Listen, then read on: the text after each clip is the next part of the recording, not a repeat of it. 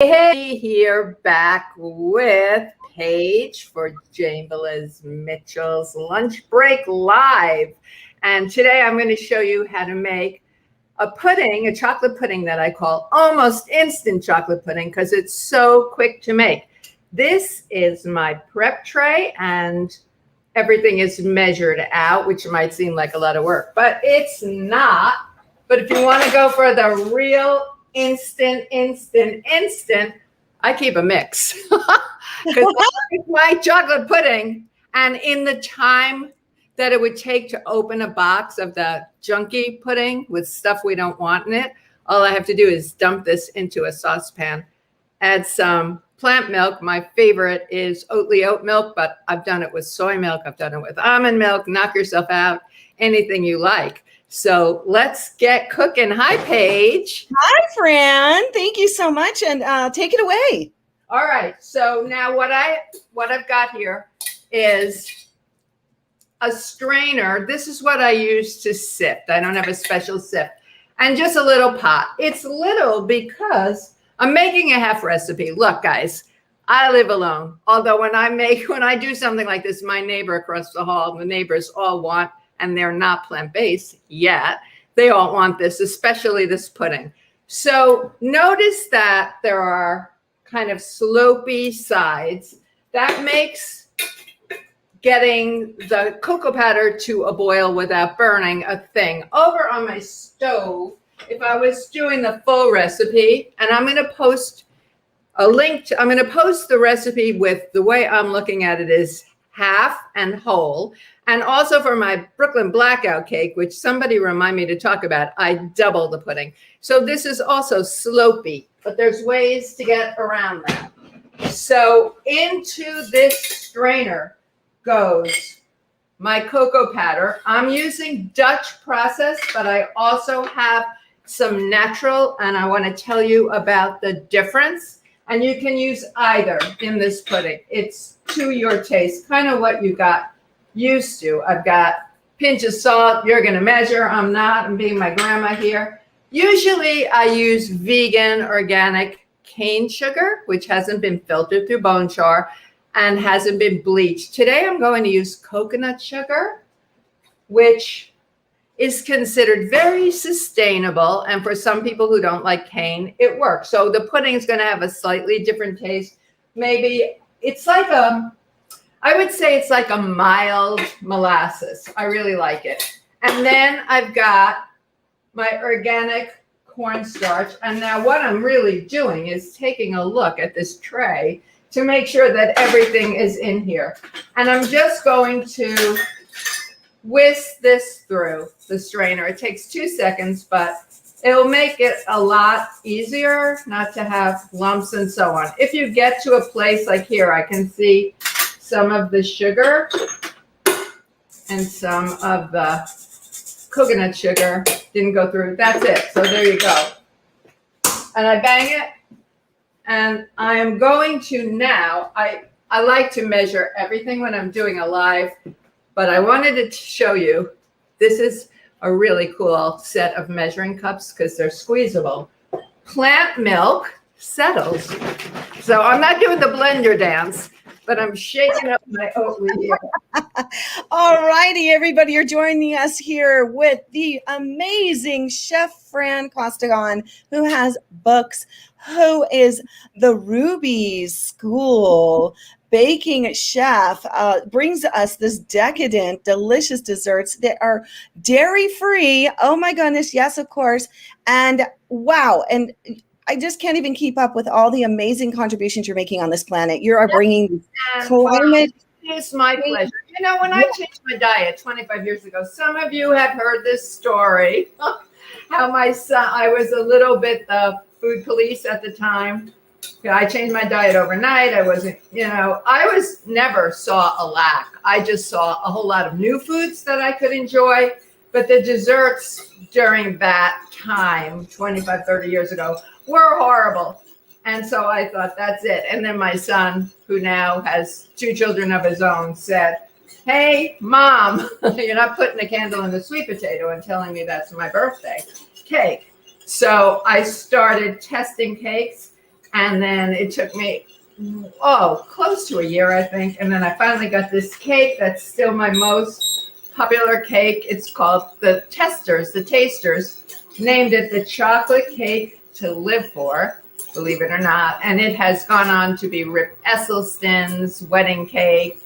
And I've got a gluten-free version and no oil added version and all that kind of stuff. So I just want to stop talking and remember that this is an induction burner. So when I lift the pot, it stops. What I wanted to do before I got the heat going really fast, and you can do that ahead, is to let the cocoa powder kind of meld with the plant milk, because that's called blooming the cocoa powder. It just gives a better taste. You can see, and I will show you because I'm going to pick it up, the color changes. It gets darker, and wow, that was fast. I told you it's instant. And now I'm just going to let it bubble a little more. It will still bubble. So with cornstarch, you have to let it come to a boil, any mixture, and kind of sing happy birthday twice. That's the fix that my granddaughters. I was testing my kids. I have 4 grandchildren. They all make this pudding. Oh, I feel like having pudding. I'm gonna get Grandma's book. But they call me Franma and Cupcake Fran. As a matter of fact. That is so cute. I want to show you. Ooh. You can see how thick that got. I have a question for you, Fran. Hang on. We got a couple of questions. Do you use cocoa or cacao? All right. That's a good question, but I'm going to answer, but I just have to do this while it's hot. Yes, so now I'm putting the chocolate chips in. If you're serving kids, you might want to use chocolate chips, or if your palate is, like sweeter things, use chocolate chips. Remember, if you go to the Lunch Break Live archive, you'll see my truffles demo, and then I said, on chocolate chips. I have extra chocolate here if I need some. And I'm just going to let this melt in, and that's it. So I'm not using unroasted cocoa powder, which is called cacao. There is no such thing, and I had this verified many times, most recently on my trip to Rancho La Puerta just a few weeks ago. It's a spa in Mexico, and they have a chocolate maker there. And he said, Chef Fran's right. There is no true raw chocolate. It's unroasted. The temperature during the fermentation of the beans goes way higher than is allowable in raw. So you raw people know what that temperature is. I think it's 118 Fahrenheit. And also during the conching, the temperature goes high. So they might not roast it, but you could make this with you could make it with cacao, but you're cooking it, so it won't be a raw dessert. However, there is, other than the unroasting of the cocoa powder, there's no difference at all. Let me tell you what cocoa powder is. There's the chocolate bean, gets hacked open. Please use ethical companies that make ethical chocolate or chocolate ethically and no child slaves. You can go to foodempowermentproject.org and get a list of these companies, because it's a really sad scene, the production of chocolate. But anyway, you've got the beans are hacked opened with a machete, and then the beans are surrounded by some white, and it's actually delicious. It's hard to find. I had a chance to taste it. And then they're laid out on mats in the sun. It's a very laborious project. The white disappears. Then the beans are fermented and they're crushed. And what happens is, when the fat in the chocolate bean, now it's unsweetened. If you taste a chocolate bean, it's like a slightly chocolate tasting coffee bean. If you've ever had a nib, you know that's the cracked chocolate bean. So the fat is pressed out, and that fat is called cocoa butter. But don't worry, it's not dairy. It's just the fat. It's white and it's very rich. So what you're left then, this defatted, there's still some fat in the cocoa. Cocoa powder ranges from 10% low fat to up to 22, 24%. Then that's what's left. It's this cake of unsweetened chocolate, and then it's powdered, and that's cocoa powder. So when I'm writing my recipes, I will say, or I do say, pretend I have the tall chef hat on, I'm the boss. I say, you can't, in a cake, for example, you see the cake on the cover of my book. It's pretty luscious. So in this cake, this recipe calls for Dutch processed cocoa powder, which is cocoa powder that's been treated with an alkali, but it doesn't hurt. It's not a chemical. It just makes the chocolate a bit richer, darker, and dissolves more evenly. Have you ever heard of Van Houten? I never know how to say it. I should know. I'm a chocolate person. Invented this process. So I have here just a little bit from Penzeys, and this is natural cocoa powder, which is like Hershey's, but boo Hershey's, because they use child labor. If anybody wants to know more, just write to me at Fran@FranCostigan.com, and believe me, I will tell you more. You can find me at Good Cakes Fran on Instagram, and I hope you'll follow me. So if a cake recipe or a recipe for a cake says cocoa powder, but it doesn't tell you, is it Dutch? Is it natural?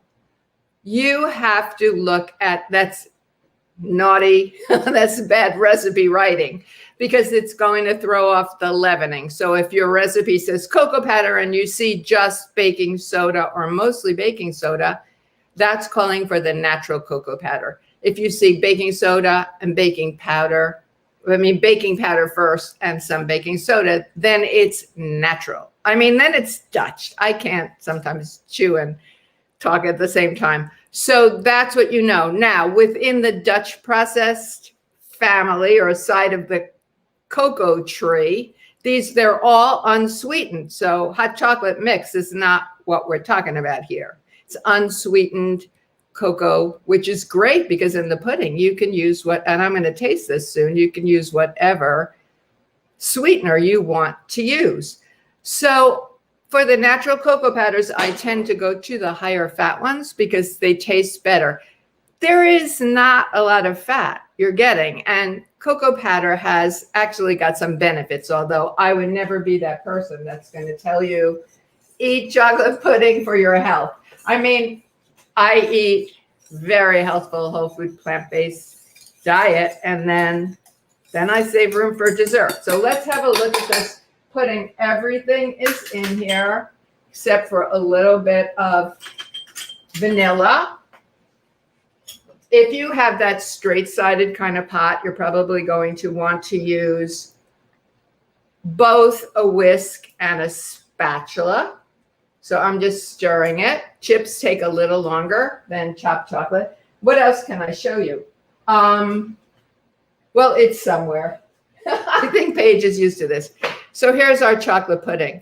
And if you've ever made or eaten chocolate pudding, some of you probably know that if you leave it for a while, a skin forms on the top. My mother was super big on that skin, not on purpose. She just was a terrible cook, even with the instant. And so if you don't like that, you put some parchment paper. People say plastic wrap. I don't like to use that. Parchment paper right on the pudding while it's warm, and you won't get that skin. Now, personally, I think, and this is personal, I think chocolate pudding is meant to be eaten plain and warm. But I'm going to tart this up for you because there are a lot of things we can do with it. So again, this is a half recipe, but I can fill up a couple of little ramekins. People say, how do you eat dessert every day? Isn't dessert bad for you? Well, no. I eat a healthful diet, and then I eat smaller portions of dessert. So I have here, I'm going to try to lift it up without spilling anything. As I said, I like my chocolate pudding plain, but if I wanted to make a chocolate pudding parfait, well, let's do it. Let's do it. I also have a couple pieces of cake. Love it, Fran. And you can find Fran at francostigan.com. Also at Good Cakes Fran. Okay, we have a couple of quick questions also. Betty Ann Cornwall, who is one of our regulars, was asking, what sugar do you use? What is the sugar? Yeah. So normally, meaning most of the time, I use vegan, organic, fair trade cane sugar.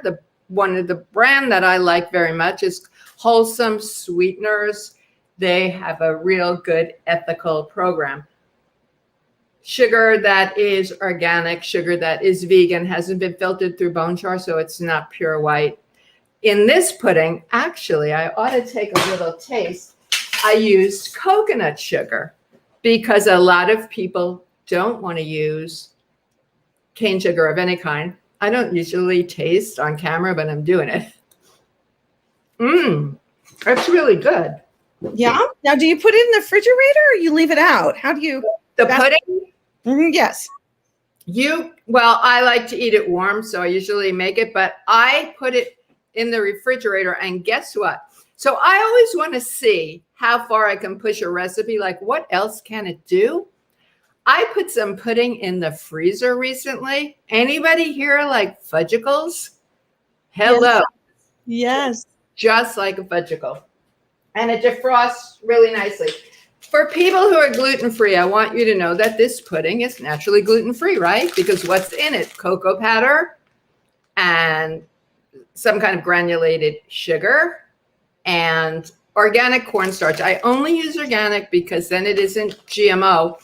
This is one instance, or one of the instances, where you have to use cornstarch or tapioca starch. If you use arrowroot, which is my favorite starch to use, pudding gets like slimy and stringy. So don't do that. Because I want to keep it gluten-free, I've got a dedicated gluten-free chocolate company. So I've got their chips. It's Enjoy Life. Now what I'm going to do is I'm going to put my gloves on. I haven't smacked, the paper on the pudding because I'm going to do some other things with this. But some of you know, my freezer is a treasure trove. So I have on this plate some cake that came right out of the freezer. It's got ganache glaze on it. I've got a little mini gluten-free, really pretty. It's the gold dust stayed right well through the freezing. Oh, I also have some truffles on the plate. I made truffles the last time. And then I have two little kind of pieces of, I'm going to just move this for a minute, and I do it very carefully. There we go. So I'm going. Betty Ann was making a note. What? Sorry, I was saying Betty Ann was making a note. Betty Ann sees your book in the background. She's so excited about your book there in the background as well. Thank you, Betty Ann, for pointing that out. Betty Ann, I appreciate that. That book was translated. There's a French edition, a German edition, and an Italian edition. I wrote it because I like chocolate. I like cookbooks. And I didn't see, and there are so many beautiful chocolate books if you think about it, but I didn't see a really pretty, nice one, gorgeous book for vegans. So there you go. Now, I'm going to take this pudding and use it like a frosting on this little cake, because why not, right? So one of my favorite cakes growing up, I was born in Brooklyn, and then we moved to Long Island when I was 5, I think. But my dad went back to this really famous bakery in Brooklyn every week. It was called Ebinger's Bakery. People still talk about a cake. It's It's called the Brooklyn Blackout Cake. So what it was 3 layers of chocolate cake. You bake 2 and then you cut them, filled and frosted thickly with chocolate pudding, dairy chocolate pudding, but we don't need to do that.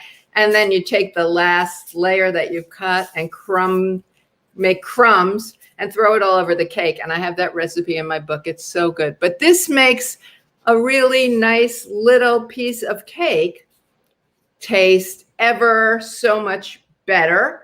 And then I can also put a raspberry on it, right? I can put a piece of chocolate on it. I can, I mean, it's unlimited. I happen to have some pumpkin seeds out. I would probably put some chopped hazelnuts, or I'm on a pistachio kick lately. But look at this. It's small, it's yummy, it's chocolate pudding and cake. So I'm going to put that down. And now I have a glass dish, and let's make a parfait with this pudding. What I have in this little jar is some sticky, leftover right out of my freezer, gluten-free brownies. The recipe is of a real popular one for making baked Alaska. So I put it in the bottom of the dish. I think I'll put some of the fruit next. I think that one of the keys to eating desserts, well, is to learn to make them right. I'm vegan desserts, you still have to learn to make them right. And then use lots of fruit and and smaller portions. But when the portions are satisfying, your body isn't looking for, I've tasted some vegan desserts that were made without any sweetener or any fat or anything. And I respect people who have to eat a particular way, like the whole food, plant-based, no oil people. Some of those folks come into my cooking class, but you can't make a cake taste really delicious that way. So poach a pear, bake an apple, make a fruit canton. There's a lot you can do. By the way, if anybody wants to come to my live event for Rouxbe next week, next Wednesday, just go to rouxbe.com, Roxube, look at live events, or send me an email. It's free and you can come. So here's a nice parfait with some chocolate pudding, right? So far I've got a parfait. Also, if you've got some granola or cake crumbs or cookie crumbs or whatever, this is the recipe part is the pudding. The rest is entirely up to you. But I don't think I'm giving this away. I think I'm eating this one. That's for sure. And then I'm going to make kind of a layer cake here with these 2 square pieces of cake, also right out of my freezer. So if anybody is kind of getting the theme here, it's you can make things ahead, put them in your freezer, defrost them, have a dessert. We could pour some ganache over this. I did ganache for the last episode, but I'm in a pudding kind of mood. It's funny. Does anybody else here kind of crave things? I get these cravings, and I don't necessarily want to turn my oven on right now.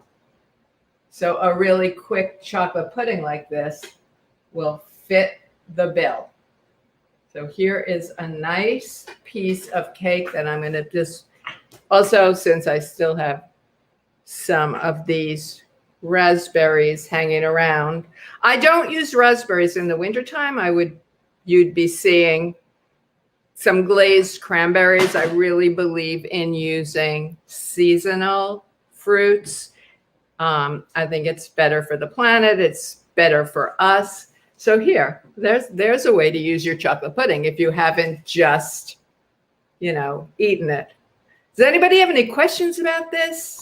Yes, we have a few people who have a couple of things, but then I know you're a busy lady, so we will let you go. But there was a question about, do you ever work with oatmeal and chickpeas for flour? Have you ever tried anything like that? Oh, I do. I do very much like oat flour. So what I do is I grind rolled oats, organic rolled oats. If gluten-free is important to you, you want to buy a brand that is certified gluten-free. Bob's Red Mill is one of them.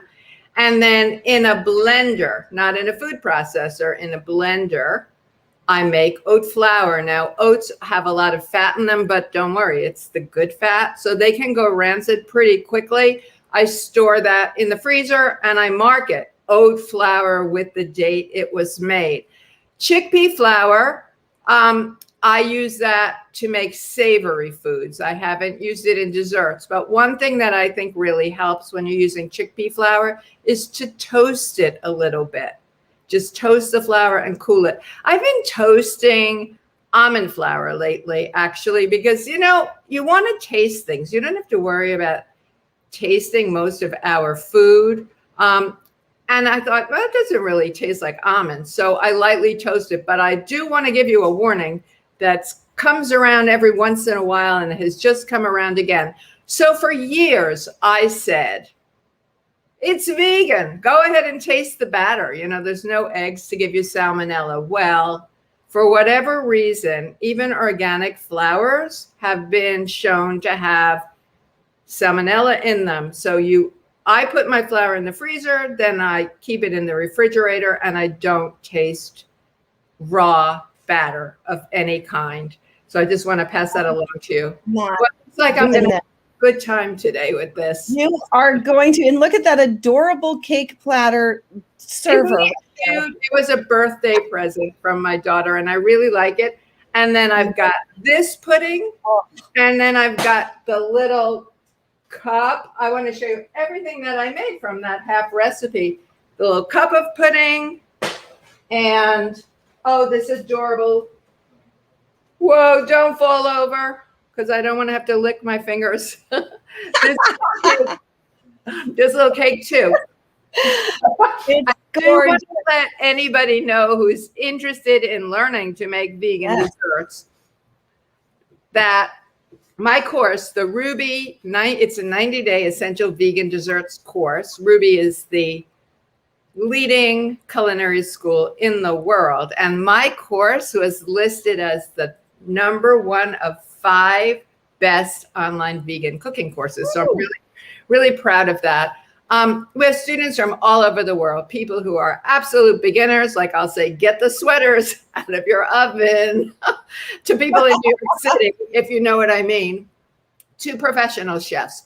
So you learn to do vegan desserts the right way. You learn techniques, you learn so much. We have payment plans, no extra charge, and extensions are possible. And right now, the next course, which begins September something, is 20% off. So you'll save $100. And as soon as you register, you can start the course. Now, we've extended things because, you know, people are in kind of an unusual place, shall we say, this year or this 2 years or whatever. So if you'd like more information, go to rouxbe.com, look at the syllabus, or shoot me an email, fran@francostigan.com, and I'll help you get a look at the syllabus. I would love to work with you. I am the person who grades your work. And I grade you. I see you. And we stay together. It's so, you know, we have people who aren't vegan in the course, and they just, you know, it's like everybody says, oh my God, I served this and nobody knew it was vegan. Well, what does vegan taste like? You know, it should just taste like good food, right? Or people say, oh, vegan desserts don't taste good. I say, have you ever had a conventional dessert that didn't taste good? I did. And we have all these wonderful ingredients now. So you just learn, you know, it's just cool. We all have birthdays. We have holiday celebrations. So everybody needs dessert sometimes, I think. I think so. Absolutely. We are going to end this now with one more shot of those gorgeous, delicious, decadent desserts.